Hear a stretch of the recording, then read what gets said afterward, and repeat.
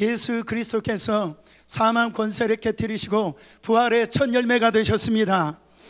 이것이 우리의 영원한 고백이고 우리가 불러야 될 찬송이라는 거죠. 이것이 왜 우리의 불러야 될 찬송이 있습니까?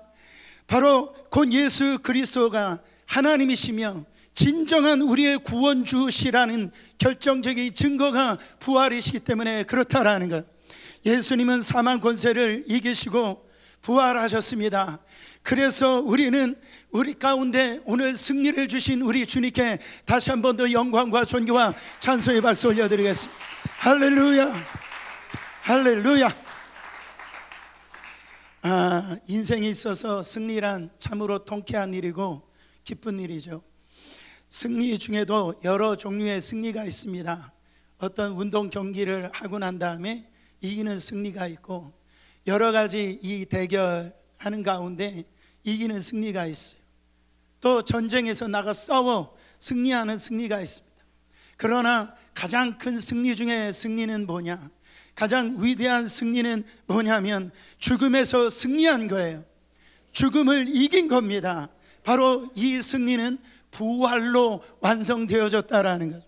예수님께서 온갖 수모와 고통을 당하시다가 끝내 십자가에서 바로 나의 하나님, 나의 하나님 어찌하여 나를 버리셨나이까, 그 비명을 지르고 운명하시는 것을 볼 때 누구든지 그를 패배자라고 생각을 했습니다. 마귀가 하나님을 이긴 것처럼 생각을 했습니다. 더불어 힘없이 십자가에 죽고 장사 지낸 바 되었을 때 그의 사역은 모두 끝난 것 같으며 죽음이 모든 것을 삼키는 줄로 알았다라는 거죠. 그런데 예수 그리스도께서 3일 만에 인류 역사에 놀라운 사건을 일으키시는데, 그것은 주님이 사망 권세를 깨뜨리시고 죽은 자 가운데서 스스로 살아나셨다라는 거죠. 어느 누구도 역사 이래 한 번도 스스로 죽음을 승리하지 못했는데 오직 예수 그리스도께서 사망 권세를 깨뜨리시는 첫 열매가 되셨으니 우리도 이제는 제2의 사망, 제3의 사망을 깨뜨릴 자로 우리가 하나님의 자녀가 되었음을, 우리 안에 이 놀라운 은혜를 주신 주님을 찬양합니다. 첫 번째, 이 부활은 사망의 권세에 대한 승리라는 것. 부활은 죽음이 패배하고 생명이 승리한 날입니다. 마귀는 패하고 예수께서 승리한 날입니다. 절망이 패하고 소망이 승리한 날입니다. 죄의 값은 사망이기 때문에 그 어느 누구도 피할 수 없는 것이 다 죽음이라는 거예요. 100% 다 죽습니다. 모두가 다 죽어요. 사망 권세는 그동안 이 사망으로 인류 위에 왕노릇 해오고 있었다라는 거죠. 아담이 범죄하고 에덴 동산에서 쫓겨난 이후로부터 사단은 수천 년 동안 이 우리 인생을 사망의 감옥에 가둬두고 우리를 꼼짝달싹 못하게 큰 소리를 외쳐왔다라는 거죠. 그 어떤 권세도, 어떤 사람도 사망의 권세 앞에 무릎 꿇고 항복할 수밖에 없었다라는 것. 여러분, 세상에서 어떤 사람이 위험한 사람이냐, 무서운 사람이냐, 마지막에 카드가 뭔지 아십니까? 죽인다라는 거예요. 죽인다. 너 죽여버릴 거야. 그런 사람이 그 앞에는 꼼짝 못하는 거예요. 여러분, 사망 권세가 그렇게 무섭다라는 거죠. 저는 우리 한국 사람들이 쓰는 언어를 보면은요, 참 폭력적이에요. 하여튼 욕이 많고 너무 거칩니다. 그래서 여러분 학교 다닐 때도 그렇고 또 교회 다니는데도 얼마나 그 욕을 많이 하고 거친 단어를 많이 하는지. 그리고요, 조금이라도 안 좋은 사람 있으면 너 죽여버릴 거야 그래요. 그래서 죽였다가 살렸다가 그런 일을 반복하면서 신앙생활합니다. 제가 어렸을 때는 시골에서 살았는데요, 참 제가 봐도 아주 무식한 언어를 많이 사용했습니다. 특히 자녀들한테 아주 무식한 언어를 많이 사용했어요. 너 나가 죽어 이랬어요. 아마 여기 마음에 찔림이 오는 분들 계실 겁니다. 그거는 고상한 언어예요. 제가 참 그런 표현을 잘 못하는 사람이라 그렇지만 너 나가 뒤져라 이래요. 얼마나 흉악한 말을 쓰는지 모릅니다. 무서운 얘기죠. 여러분, 세상에서 제일 무서운 사람이 누굽니까? 군인입니까? 강도입니까? 깡패입니까? 경찰입니까? 아니다라는. 제일 무서워하는 사람이 누구냐면 죽일 테면 죽여라 이런 사람. 얼마나 무서운 분인지 몰라. 겁날 게 없는 분이에요. 그래서 부활신앙이라는 건 뭐냐면 우리는 다 죽는 겁니다. 그런데 다시 살아난다라는 거예요. 그래서 부활신앙을 가진 사람은 죽음 같은 것이 두려웠지 않다라는 거예요. 이 세상에 어떤 공갈, 협박, 악한 그런 세력이 공격해도 아무 상관이 없어요. 이게 부활신앙이라는. 왜요? 죽어도 다시 산다라는 거예요. 스데반 집사님이 돌에 맞아 죽으면서도 그 죽음 앞에 당당했습니다. 구약의 다니엘과 세 친구를 보세요. 그 불못불에 들어가는데도 아주 당당한 걸 볼 수가 있습니다. 뭐라고 얘기합니까? 하나님이 건져 주실 거라는 거예요. 그렇지 아니한다 할지라도 나는 우리 하나님을 찬송할 거라는 겁니다. 감사할 거라는 거예요. 여러분, 이런 사람을 어떻게 이깁니까? 제자들 보세요. 예루살렘에 벌벌 떨고 문을 잠그고요, 나가면 죽습니다. 그러니까 그렇게 꽁꽁 숨어 살았는데, 근데 제자들이 부활하신 예수님을 만나 이 부활신앙을 갖게 되었으니까 어떻게 되었습니까? 잠근 문고리를 자기 스스로 열어 적히고요, 죽음이 기다리는 예루살렘 거리로 뛰어나가서 뭐라고 외칩니까? 너희가 십자가에 못 박힌 죽인 예수가 살아나셨다. 그는 메시아다. 그는 구원자다. 주 예수를 믿어라 선포합니다. 그때 그 유대인들이나 종교 지도자들이 얘기를 하니, 아니 이놈들 죽으려고 그렇게 나오잖아요. 그때 이 제자들이 어떤 태도로 갑니까? 그래, 죽을 테면 죽여라, 그렇게 나오는 거예요. 여러분, 그게 부활신앙이라는 거죠. 죽음의 권세 앞에 절대 굴복하지 않습니다. 여러분, 정말 교회 역사를 돌아보면은요, 놀라운 것은 주님의 복음이 들어가는 나라들마다 다 교회 말살 정책을 펴었어요. 어떤 나라든지 이 교회를 무너뜨리려고 말살 정책을 폈다라는 거죠. 다 죽이려고 했단 말입니다. 그러나 주의 교회는 든든히 세워지고 정말 하나님의 복음 더 확장되어지고, 지금도 이 교회가 살아 역사하는 것은 이 부활하신 주님이 교회 위에 함께 계시기 때문이라는 것이죠. 인류의 그 어떤 사람도 사망 권세 앞에서 무릎 꿇고 항복할 수밖에 없었어요. 근데 예수님께서 죽은 자 가운데서 살아나심으로 말미암아 그동안 모든 인생이 죽음에서 당한 패배를 완전히 소려가시고 마침내 승리를 쟁취하셨다라는 거죠. 그가 살아나셨느니라. 이처럼 통쾌하고 이처럼 기쁜 일이 어디 있습니까? 그렇기 때문에 우리는 이 부활의 주님을 찬미해야 될 줄 믿습니다. 고린도전서 15장 오늘 말씀 55절에 보면, 사망아 너의 승리가 어디 있느냐, 사망아 내가 쏘는 것이 어디 있느냐 외치고 있어요. 찬양하고 있어요. 예수님께서 사망을 이겼습니다. 저는 이 말씀을 장례식 하관 예배 때 대부분 이 말씀을 증거합니다. 여러분, 예수 믿는 장례식과 예수 믿지 않는 장례식이 분위기가 틀려요. 전국에 소망 있는 장례식과 예수 부활을 믿지 못하는 그 장례식은 찬양 자체가 틀리다라는 거예요. 며칠 후 요단강 건너가서 만나리 부활신앙을 갖고 있는 그 장례식에는 하나님에 대한 소망으로 가득 차 있지만 그 부활의 주님이 없는 장례식은 이제 가면 언제 오나, 그런 절망의 한숨소리로 여러분 슬픔 가운데 그 장례식이 한숨 가운데 지내시는 걸 볼 수가 있어요. 여러분, 사망아 너희 이기는 것이 어디 있느냐, 너의 공격하는 무기가 어디 있느냐, 너의 지독한 독침이 어디 있느냐.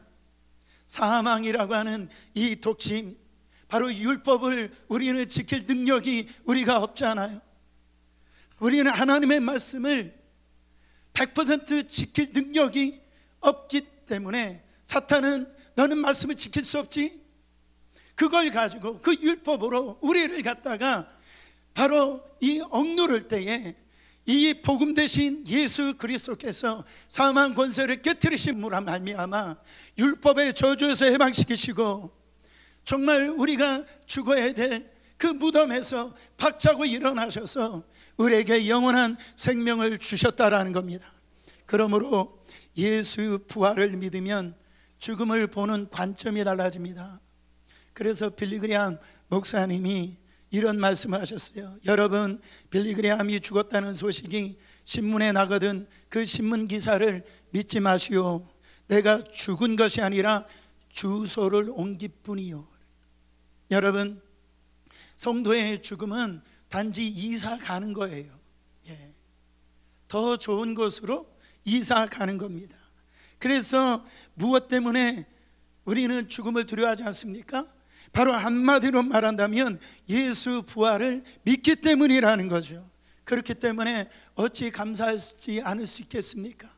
어찌 찬양하지 않을 수 있겠습니까? 여러분, 오늘 부활의 그 놀라운 은혜에 찬양하시는 저와 여러분 되시기를 예수 그리스도 이름으로 축원합니다. 두 번째로 부활의 능력을 믿고 그 승리의 장가, 그것을 누리라는 거예요. 여러분, 우리에게 주님께서 십자가와 부활을 통해 가지고 승리를 다 주셨는데도 불구하고 왜 우리의 신앙생활이 실패합니까? 말씀은, 하나님은 우리에게 십자가와 부활을 통해서 너의 실패와 저주의 삶을 살 필요 없다라고 말씀하십니다. 더 이상 너는 비참한 삶이 아니고 염려 근심의 삶이 아니고 이제 승리한 삶을 살 수 있다라고 말씀하십니다. 너는 이제 영향력을 끼칠 수 있는 사람이고 너를 통해 가지고 그리스도가 나타날 것이라는 것, 너 한 사람을 통하여 가정이 살아날 것이고 교회가 살아날 것이고 주님의 나라가 확장될 것이라고 주님께서 말씀을 해주셨는데 여러분, 왜 그 승리를 누리지 못하고 있냐라는 거죠. 문제가 뭡니까? 문제는 다른 게 문제가 아니다라는 게 믿음의 문제라는 겁니다. 정말 십자가와 부활을 믿으면 우리는 승리하는 삶을 살 수가 있다라는 거죠. 요한복음 11장 25절부터 26절에 부활하신 주님이 이렇게 말씀하십니다. 나는 부활이요 생명이니 나를 모하는 자는, 믿는 자는 죽어도 살겠고 무릇 살아서 나를 모하는 자는, 믿는 자는 영원히 죽지 아니하리니 이것을 내가 믿느냐. 주님이 말씀하는 거예요. 여러분, 부활을 처음으로 경험한 사람들이 여인들이었어요. 다른 마리아들이었어요. 여러분 생각을 해보세요. 부활의 날 새벽 미명에 여인들이 예수님의 무덤에 찾아갑니다. 여러분, 제가 이 뉴욕에 오니까 뉴욕이 시내 한복판에 있어요. 전 낮에도 그거 보는데 그냥 섬찟섬찟해요. 근데 생각해 보세요. 그때는 가로등도 없고 그 공동묘지에 그 여인들이요 무덤을 찾아간다라는 것은, 이것은 어떻게 보면 보통 주님을 사랑하지 않고는 못하는 거잖아요. 그렇지 않아요? 얼마나 무섭겠습니까? 그렇게 어둠을 이기고 무서움을 이기고 남자도 못 가는데, 베드로도 못 가고 요한도 야고보도 못 가는데 이 여인들이 찾아갔단 말입니다. 그때 예수님이 이미 부활하시고 거기 천사가 이렇게 앉아 있었을 때, 여러분 천사들이 그러면 그 여인들을 칭찬해야 될 거 아니겠어요? 그렇죠? 너희들은 야, 베드로보다 낫다, 야고보, 요한보다 낫다, 이렇게 말해야 될 텐데 오히려 그 천사가 책망하는 걸 볼 수가 있어요. 왜 책망합니까? 누가복음 24장 5절부터 6절 말씀 읽어보세요. 여자들이 두려워 얼굴을 땅에 대니 두 사람이 이르되 어찌하여 산자를 죽은 자 가운데서 찾느냐? 여기 계시지 않고 살아나셨느니라. 갈릴리에 계실 때 너에게 어떻게 말씀하신 것을 기억하라. 왜 책망했어요? 잘못된 길로 왔다라는 거예요. 왜냐하면 아직도 예수님이 무덤에 계신 줄을 알고 그렇게 찾아왔다라는 것은 뭡니까? 바로 예수님이 살아계실 때 말씀하신 그 부활의 말씀을 안 믿었다라는 거죠. 그러니까 시체에다가 향유를 부으려고 그 향유를 들고 그렇게 무덤을 찾아왔다라는 거 아닙니까? 똑같습니다. 우리도 그때 마리아들이나 오늘날 성도들이나 부활절을 이렇게 맞이하는 예수님의 부활을 대하는 태도가 바로 마리아들 같이 이런 자세로 부활을 대한다면 이것은 책망받게 되어진다라는 거예요. 그 책망의 결정적인 이유가 뭐냐면 예수님이 부활하셨다라는 것을 믿지 않았다라는 거예요. 주님이 살아계실 때 내가 이 장로들과 이런 이 세상의 권세자들에게 핍박을 당하고 사흘 만에 살아나리라 주님이 말씀하셨는데, 여러분 무덤에 갔다라는 것은 아직도 예수가 이런 죽어 있기를 바랐다라는 것인데 그 죽은 예수를 바라서는 안 된다라는 거예요. 여러분 그런 신앙을 가지면 안 됩니다. 예수님이 부활한 줄을 믿으시기를 축원합니다. 그 믿음 없어서 책망받았다라는 거죠. 여러분 문성 선교사님 동영상을 저희 교회에서도 봤는데 저는 이 문성 선교사님 간증을 들을 때 참 은혜를 많이 받았어요. 파푸아 뉴기니 원주민에게 이렇게 복음을 전했는데요, 이 원주민들은 참 가지고 있는 이 믿음이 너무 순수해가지고 이 문성 선교사님이 너무 부럽더라는 거죠. 이분들은 이 아무것도 모르는 상태에서 처음으로 성경 말씀을 통해서 이렇게 복음을 들었기 때문에 예수님을 이제 십자가에 죽였다고 하니까 이 원주민들이 뭐라고 했냐면 어떤 놈이 그 귀한 예수님을 죽였어요.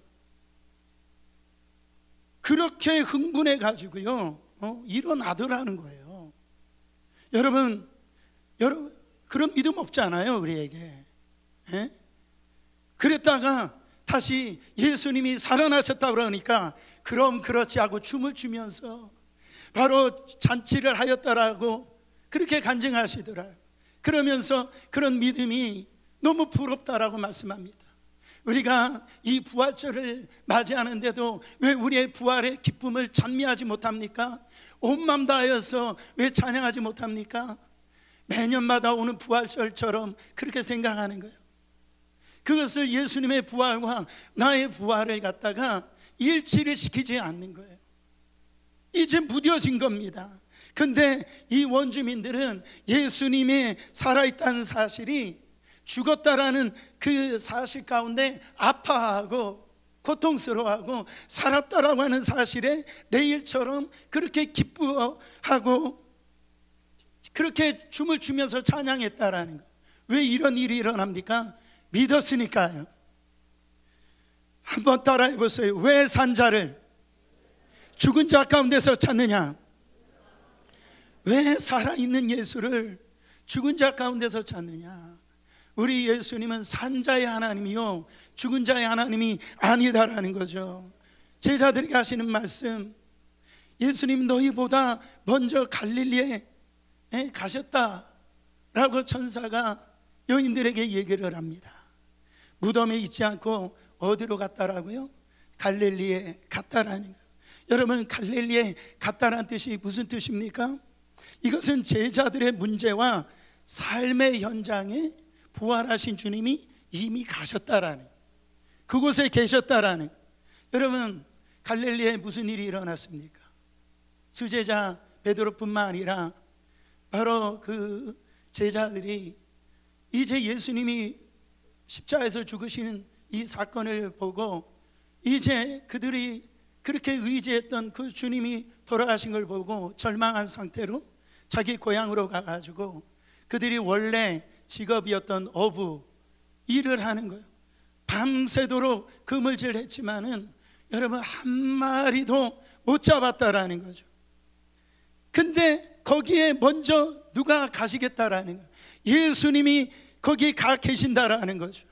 부활하신 예수님이 무덤에 있는 것이 아니고 예수님이 무덤에 계신 것이 아니라 죽은 예수가 아니라 예수님이 부활하셔서 바로 문제의 현장, 삶의 현장에 부활하신 주님이 이미 가 계신다라는 거죠. 이 말씀을 오늘날 우리에게 적용한다면 지금도 마찬가지라는 것. 예수님 지금 어느 곳에 계십니까? 어느 곳에 계세요? 바로 우리의 삶의 현장에 수많은 문제 가운데서 몸부림치는 그 자리에 우리 주님이 이미 가 계신다라는, 여러분 이게 부활하신 예수님입니다.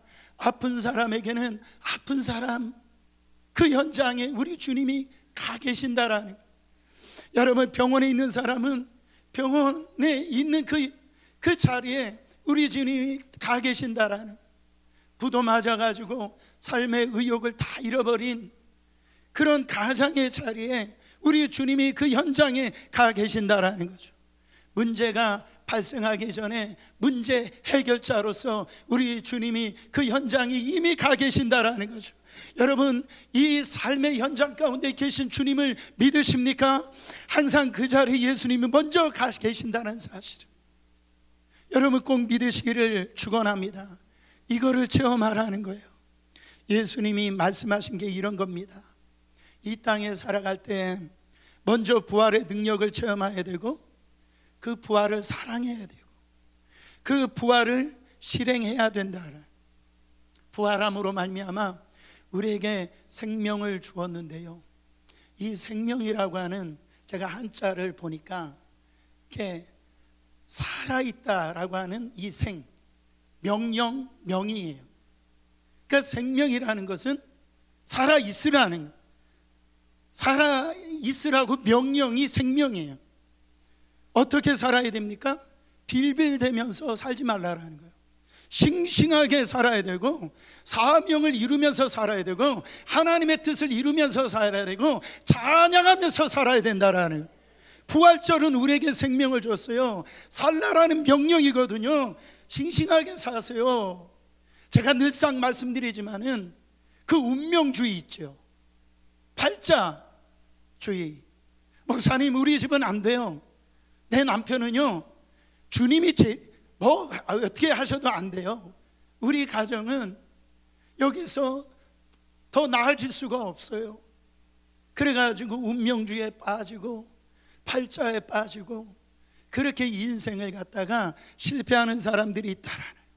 그러나 여러분 생명입니다.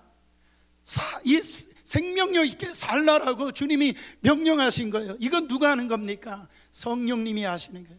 그래서 성령을 리빙가 하시라 그래요. 살아있는 하나님이시라는, 우리의 신앙을 늘 새롭게 하는 거예요. 싱싱하게 만드는 거예요. 생동감 있게 만드는 겁니다. 감격스럽게 만드는 거예요. 찬송하게 만드는 겁니다. 여러분 생명을 주는 영이 성령이기 때문에 그렇습니다. 우리 나름대로 절망이죠. 한계를 뛰어넘는 이 부활의 영성으로 살아가라는 거죠. 죽음을 뛰어넘는 그 생명력으로 살라라는 거예요. 사랑하는 성도 여러분, 세상의 끝은 무덤입니다. 세상이 끝이라고 하잖아요. 근데 하나님은 끝이 아니다라고 그래요. 제가 말씀을 준비하면서 그 우리 문화권에 남아있는 그 단어가 이렇게 떠오르더라고요. 한국 분들은 이 끄트머리라고 하는, 끄트머리라고 하는 단어를 많이 쓰잖아요. 끄트머리가 뭡니까? 여러분 끝이 머리가 되어진다. 그게 끄트머리예요. 보세요. 끝난 것 같은데 끝난 게 아니다라는 거예요. 끄트머리는 끝이 시작이란. 그러니까 이 빈 무덤이 우리에게는 시작이라는 거예요. 세상에서 다 절망이라고 이제는 소망이 없다라고 하는 그것이 우리에게는 새로운 생명의 출발이라는 거예요. 사랑하는 성도 여러분, 끝이라는 거예요. 영어에서도요 그런 단어들이 있어요. 한 단어인데 두 가지 의미를 주는 게 있습니다. 예를 들어서 last라는 단어, last. 이건 끝이라는 거잖아요, 마지막.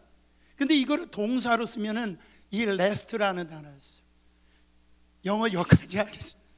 근데 그 뭡니까? 계속되어진다, 지속되어진다, 그런 말이에요. 그러니까 한 단어가 이걸 끝이라고 생각하지만은 바로 이것은 계속되어진다라고 하는 그런 의미라는 거죠. 여러분, 부활하신 주님이 우리 가운데서 오셔서 하는 것이 뭐냐면 지금 끝났다라고 하는 것이 아니라 그 자리에서 계속 살게 만드시고 한계를 뛰어넘게 만드시고 삶의 현장에서 생명력 있게 살아가도록 이 부활의 능력을 부어주신다라는 거죠. 여러분, 우리가 어떤 위기 상황에 놓였을 때 거기에서 멈추면은 그것을 한계라고 그럽니다. 평생 우리는 그 한계에 갇혀서 살면 안 돼요. 근데 부활의 주님이 오셔서 한 일이 뭡니까? 이 한계를 깨트려 버리는 거예요. 넌 여기서 끝난 것이 아니야. 끝이 난 게 아니야. 계속 삶을 살 수 있어. 너 나를 사랑하니? 베드로에게 예수님께서 부활하신 주님이 물어보시잖아요. 그때 뭐라고 말씀하십니까? 너는 내 양을 치라는 거예요. 내 양을 먹이라는 거예요. 내 목양의 은사를 계속 회복시켜 주시고 그 사역을 계속 하실 수 있도록 사명을 회복시켜 주시고 살 수 있는 하나님께서 능력을 더해 주신 걸 볼 수가 있습니다. 그러므로 여러분, 이 하나님 앞에 쓰여지는 동사가 있어요. 하나님만이 주어가 될 수 있는 그 동사가 바로 바라라고 하는 동사가 있습니다. 바라라고 하는 말은 창조하다. 창조라고 하는 단어가 바로 이 바라라고 하는 단어예요. 하나님은 누구십니까? 바로 창조주세요. 무에서 유를 만드실 수 있는 분이에요. 없는 것을 있게 하시는 분이에요. 할 수 없는 것을 할 수 있게 하시는 분이에요.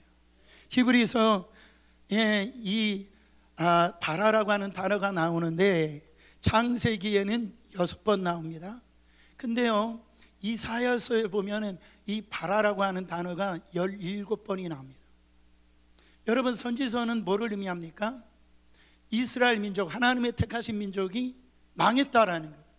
그래서 아수르가 쳐들어오고 바벨론이 쳐들어가지고 이제 그들의 나라는 멸망당할 것이고 포로로 잡혀가시고 또 성전은 다 무너질 것이다. 이런 단어만 써도요 어둠이잖아요. 절망 아닙니까? 흑암 아닙니까? 그런데 그때 하나님께서 바라라고 하는 단어를 17번 말씀하셨다라는 거예요. 무슨 얘기입니까?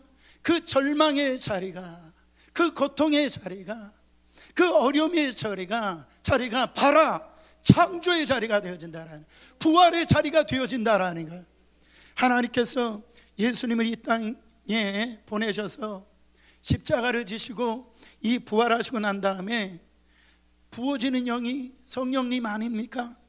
우리와 함께 날마다 우리 속에 역사하셔서 이 바라의 역사를 일으키신다라는. 여러분, 우리의 삶에 어떤 어려움이 있습니까? 어떤 고난이 있습니까? 다 이길 수 있다라는 것, 다 이겨낼 수 있다라는 거죠. 나사로의 죽음 가운데 여러분 그 예화를 보세요.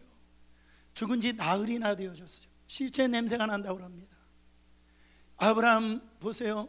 정말 99세 되어졌을 때까지 자녀가 없다는 거예요. 자기 아내 사례도 경수가 끊어진 지 오래돼요. 불가능이라는 겁니다. 근데 불가능한 상황이 이제 생겨난다라니, 어려움이 인간의 힘으로는 할 수 없는 그 현장 가운데 놓여지게 된다라는 거예요. 근데 성경은 뭐를 얘기합니까?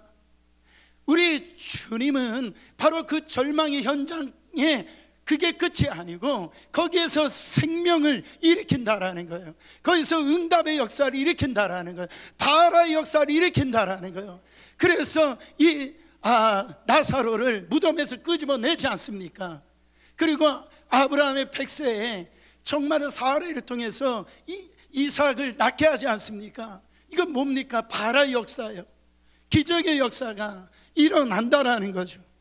성경에 나타나는 이 부활하셔서 예수님이 나타나셨는데 13번 예수님께서 부활하시고 난 다음에 나타나셨어요. 은유적으로 보면은 더 많이 나타났지만 이렇게 객관적인 현실적인 모습을 보면 예수님이 13번 나타났는데 13번 나타나셔서 한 번도 부활하신 예수님이 문제를 해결하시지 않는 적이 없어요.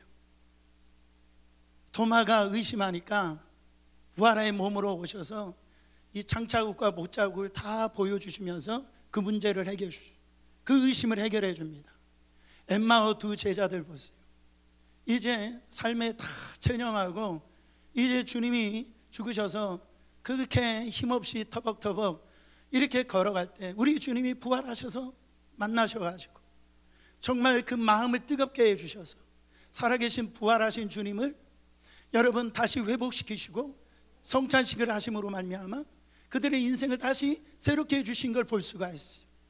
부활하신 그 주님이 정말로 삶의 현장 가운데 나타나셔서 다 기적과 같은 일이 일어나게 되어졌다라는, 여러분 성경은 기적의 책입니다. 성경 속에 기적으로 가득 찼어요. 저는 이 부활절을 통하여서 예수님의 기적의 역사가 일어날지어다 말이에요. 여러분의 가정 가운데 꿈만 같은 기적과 같은 역사가, 부활의 역사가 일어나길 원합니다. 저는 이걸 놓고 지금 싸우고 있어요. 우리 성도들의 질병 가운데 놓여있는 이 부분을 가지고 주님의 역사하심을 임하도록 이걸 싸우고 있다라는, 부활의 영으로 선포하고 있다라는, 교회를 놓고도 이 부활의 역사 하나님이 일으켜달라고, 정말 회복되어주고 부흥하게 해달라고 싸우고 있다라는 거죠. 사랑하는 성도 여러분, 문제의 현장에서 문제가 해결되어지고 여러분의 가정의 문제, 자녀의 문제, 사업의 문제, 질병의 문제, 여러분 하나님께서 그 현장 가운데 이미 계심을 믿고 여러분 기적과 같은 그 놀라운 회복의 역사가 일어나기를 예수 그리스도 이름으로 축원합니다. 여러분 정말 예수가 죽음에서 이제 다시 살아나신 것을, 그 주님을 믿으십니까? 그로 인하여서 여러분도 날마다 이 삶의 현장에서 부활할 것을 믿으십니까? 그 부활하신 주님이 정말 그 예수가 내 안에 계신다라는 게 분명하다면 여러분 진짜 어떻게 사시겠습니까? 여러분 운전하다가도 경찰관 한 사람만 있어도요 속도를 줄이게 되어지죠. 여러분 내 안에 부활해 주신 그 예수의 영이 우리 가운데 살아 계신다라는 것이 믿어진다란다면 여러분 어떻게 사시겠어요? 바로 사망 권세를 깨뜨리고 부활하신 예수 그리스도가 우리 안에 계시다라는 것이 믿어진다라고 한다면, 목사님 그거 뭐 다 알고 있어요. 우리가 다 알고 있어요. 정말 다 알고 있냐라는, 정말 다 알고 있으면은 그렇게 살면 안 되시죠. 왜 다 아는데 사망 권세 아래 사십니까? 왜 다 아는데 그 술을 못 끊으세요? 왜 다 아는데 왜 도박을 못 끊으시냐 말이죠. 왜 다 아는데 여러분 우리가 영향력을 못 미칩니까? 왜 그 복음을 능력이 왜 안 나타나는데 믿는다라면서요. 여러분 안 믿고 있다라는 거예요. 그 주님이 내 안에 계신 것을 날마다 우리는 살아계신 그 주님을 바라보고 그분이 주시는 그 힘과 능력으로 살고 있지 않기 때문에, 그 믿음이 없기 때문에 여러분 그렇게 마귀에게 다 속아가지고 그렇게 힘없이 능력 없이 그렇게 살고 있는 겁니다. 정말 주님을 믿으셔야 됩니다.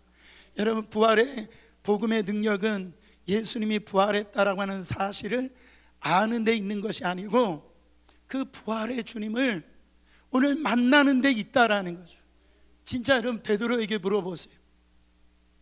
예수님을 3번이나 부인했던 베드로, 당신이 어떻게 위대한 사도가 되었습니까? 네, 저는 예수님을, 부활하신 예수님을 만났기 때문입니다.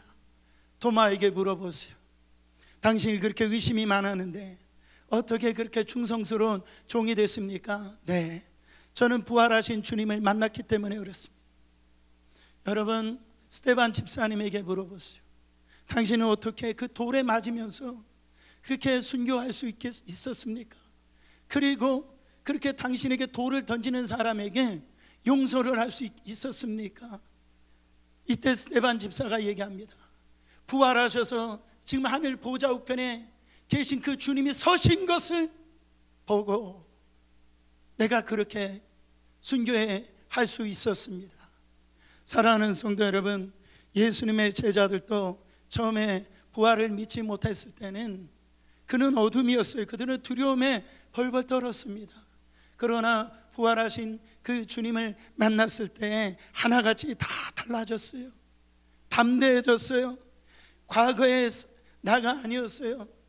이제는 주님 만난 자의 삶을 살게 되어졌어요. 평범하게 짝이 없었던 소수의 무리였지만은 그들을 통하여서 강력하게 그 지역을 복음으로 변화시키는 사람들이 되어졌다라니. 57절에 한 목소리로 봉독합니다. 우리 주 예수 그리스도로 말미암아 우리에게 승리를 주시는 하나님께 감사하노니. 감사하다는 건 뭐예요? 찬양했다라는 거예요. 그 승리를 주신 하나님을 믿고 찬양했다라는 거죠. 우리는 십자가를 통과하시고 부활하신 주님으로 말미암아 이미 우리는 승리자라는 겁니다. 이 말은 무슨 얘기냐면 이미 우리는 승리자다. 승리자가 이미 되어졌다. 우리는 이 자리에서만 승리자가 아니고 집에 가서도 승리자라는 거죠. 직장에 가서도 승리자라는 거죠. 여러분, 정말로 이 주님 오실 때까지 한 주간도 아니고 한 달도 아니고 주님 오실 때까지 우리는 승리할 수가 있다라는 거죠. 더 이상 염려, 근심, 걱정하면서 그렇게 살지 않을 수 있다라는 거죠. 우리는 예수를 믿을 때 우리는 예수님은 이기는 자의 하나님이에요. 지는 자의 하나님이 아닙니다. 언제까지 그 사탄 권세에 그 유혹 앞에 져가지고 목사님, 제가 인간이니까 그럴 수 있죠. 그렇게 반복하고 교회 올 때 전부의 의지 없어서 손 들고 옵니다. 항상 기도가 그런 기도였냐 말이에요. 예배 올 때 보면 고개를 푹 숙이고 정말로 나 졌습니다. 나 죄 지었습니다. 나 주님 앞에 고개 들을 수 없습니다. 언제? 그것도 한두 번이죠. 그렇지 않아요. 하나님이 생명으로 살아라고 명령하셨는데 왜 죽음으로 살아가고 있냐라는 거죠. 이 날은 주의 날이세 기뻐하고 즐거워하세. 할렐루야. 그렇게 기쁨으로 찬양하면서 예배하고 이기는 자로, 승리하는 자로. 왜요? 승리는 내 것일세.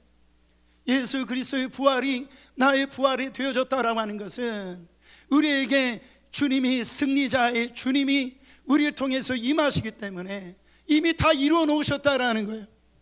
로마서 16장 20절 말씀에 평강의 하나님께서 속히 사단을 너희 발 아래서 상하게 하시리라. 우리 주 예수의 은혜가 너에게 있으리라. 그 은혜가 뭡니까? 원수 사단의 이 권세를 우리의 발 안에 뒀다라니. 여러분, 이제는 언제든지 밟아버리라는 거예요. 밟아버리면 돼요. 안 된다라고 하지 마세요. 믿으면 밟아버릴 수 있어요. 나에게 이 습관적으로 죄를 짓게 만들고 자꾸 시험 들게 만드는 거, 그 마귀가 하는 거거든요. 이간질시키고 그건 내 발 밑에다 두고 어떻게 하라고? 밟아버려. 한번 밟아보세요. 한번 밟아버려. 그냥 밟아버려요. 로마서 8장 37절 그러나 이 모든 일에 우리를 사랑하시는 이로 말미암아 우리가 어떻게 이깁니까? 넉넉히 이겨요. 이긴단 말이죠. 그래서 우리의 삶의 현장에 오셔서 우리의 삶의 문제를 해결해 주시고 이미 우리에게 승리를 주신 그 주님, 그 주님을 우리가 바라보고 하나님을 찬양하시기를 예수 그리스도 이름으로 축원합니다. 마지막으로 이 믿음에 굳게 서서 주의 일에 더욱 힘쓰는 자가 되라는 겁니다. 58절 한 목소리로 봉독하겠습니다. 그러므로 내 사랑하는 형제들아, 견실하며 흔들리지 말고 항상 주의 일에 더욱 힘쓰는 자들이 되라. 이는 너희 수고가 주 안에서 헛되지 않는 줄을 알미리라. 여러분, 예수님께서 십자가에서 죽으시기만 하고 살으시지 않았다고 한다면 우리의 믿음은 헛된 것이 된다. 우리의 헌신은 아무것도 되지 않는다라는 거예요. 왜 그래요? 예수님만 십자가에서 죽으신 게 아니에요. 예수님이 죽으실 때 양옆에 강도들도 같이 죽었어요. 그리고 그 당시에 그 로마의 이 십자가는 사형틀이었어요. 몇 명인지 모르지만 많은 사람들이 십자가에서 죽었다라는 거예요. 예수님이 그 십자가에서 죽었다라고 한다면 많은 사람들은 너 죄 때문에 죽은 거 아니냐, 거기에서 그 주님만 바라보고 신앙생활 한다고 한다면 여러분, 우리의 믿음은 헛된 것이라는 거죠. 거기에서는요 아무런 능력의 역사가 나타나지 않는다. 그런데 우리 예수님께서 죽으시고 사흘 만에 부활하셔서 스스로 바로 이 인류의 살아나신 것은 인류의 죄 때문에 이 죽었다는 사실을 손수 증명해 내신 거라는 거예요. 그러므로 그분이 부활했기 때문에 우리의 죄가 다 용서받고 없어지게 된 것입니다. 그래서 십자가가 된 거예요. 그래서 이 부활의 능력을 우리가 입게 되어진 겁니다. 우리가 열심히 믿는 것도 중요하고 바르게 믿는 것도 중요한데 더 중요한 건 뭐냐면 바로 이 믿음의 대상이 중요하다라는 거예요. 믿음의 대상. 여러분, 요즘에 뭐 JMS 정명석이나 뭐 신천지나 이런 사람들 보세요. 그들은요 진짜 제가 어떤 목사님 설교를 듣는데 그 말이 맞더라고요. 그들의 얼굴을 보면은 진짜 신앙이 너무 좋대요. 얼굴이 우리가 믿는 예수보다 성도들보다 얼마나 얼굴이 밝은지 그 얼굴에 너무 기쁘더라는 거예요. 제가 그 말씀을 듣는데 와, 저도 그렇더라고요. 그렇지 않아요? 그러나 거기에는 부활이 생명이 없어요. 영원한 죽음이에요. 영원한 형벌이라는 거예요. 누구를 믿느냐가 너무너무 중요하다라는 거죠. 여러분, 죽을 사람을 살리는 분은 예수님만 그런 게 아닙니다.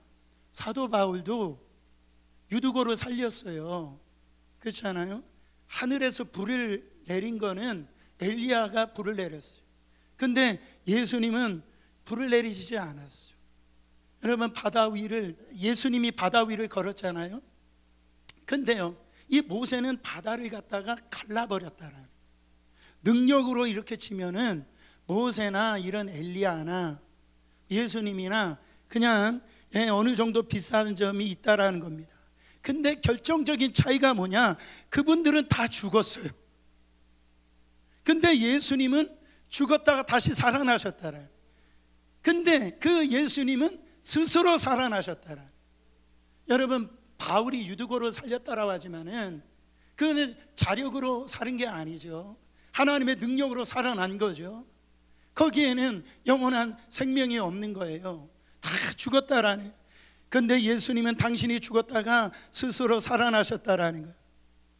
사랑하는 성도 여러분, 이 사실을 예수님이 직접 증명하셨기 때문에 우리의 믿음이 헛되지 않다라는 거죠.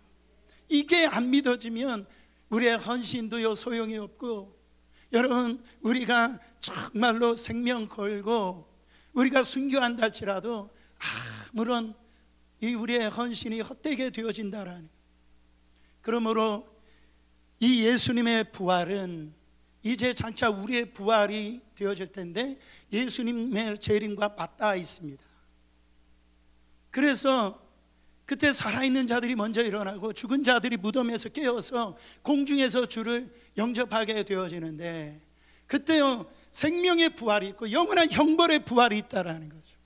그때 우리 주님이 심판의 주로 오셔서 정말로 우리가 이 땅에 살아갈 때 주를 위해서 헌신한 것, 주를 위해서 정말 핍박을 견디고 정말 눈물로 교회를 세우고 기도하고 정말 가진 모욕과 그 멸시와 천대를 참으면서 그렇게 수고하고 그렇게 하나님을 향해서 헌신했던 모든 것을 주님께서 다 갚아주신다라, 그 눈에서 눈물을 다 닦아주신다라 그랬어.